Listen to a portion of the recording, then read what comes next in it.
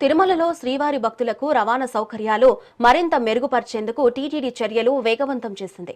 Reliance సంస్థ విరాళంగా అందిస్తున్న 25 కొత్త ఎలక్ట్రిక్ బస్సుల ఏర్పాటుపై టీటీడీ అదనపు ఈవో వెంకయ్య చౌదరి సమీక్ష నిర్వహించారు.